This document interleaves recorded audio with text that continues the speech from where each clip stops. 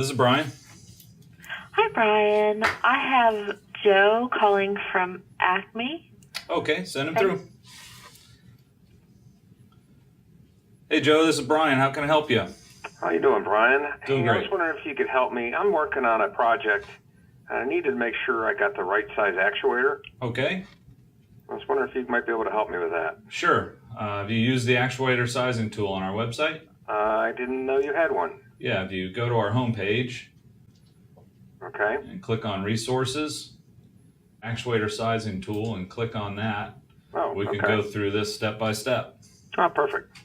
All right, is there a name on the project? It's for Trans-Canada Pipeline. Okay, and what model number valve are you working on? I'm working on a high-performance 8-inch butterfly valve. Okay. A soft seat? Yes. All right, is there a tag number on this one? It's 1221, Okay. and I'm going to be running it at 100 psi air supply. All right, and do you know what the pressure is on the valve and the line? 150. Okay.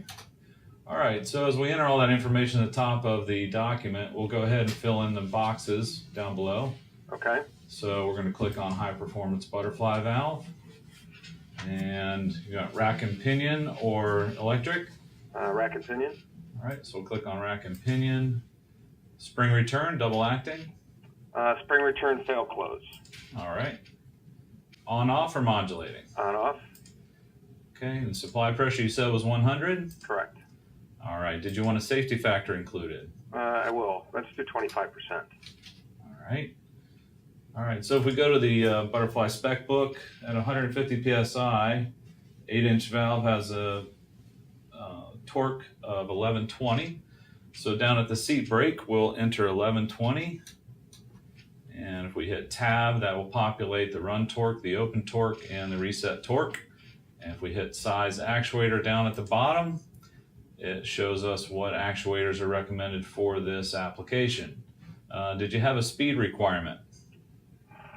Typically, we run, as a rule of thumb, 1 second for each pipe size. So I'd say 8 seconds would be a good number there. All right, so if we click on the button that says add speed data, we can enter this information.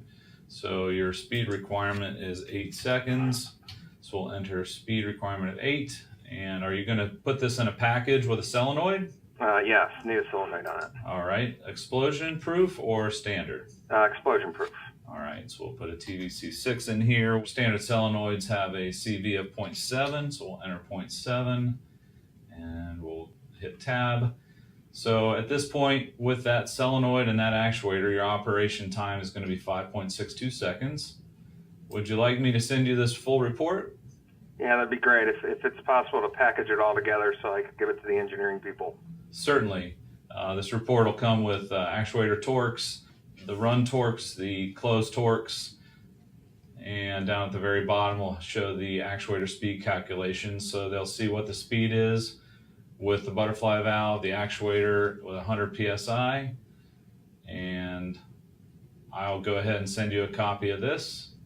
Is there anything else I can do for you? No, this is great. That's pretty simple to use. I appreciate it. All right.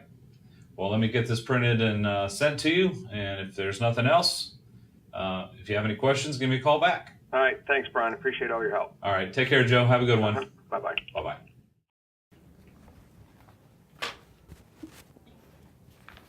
Hey, look what Molly found. Molly?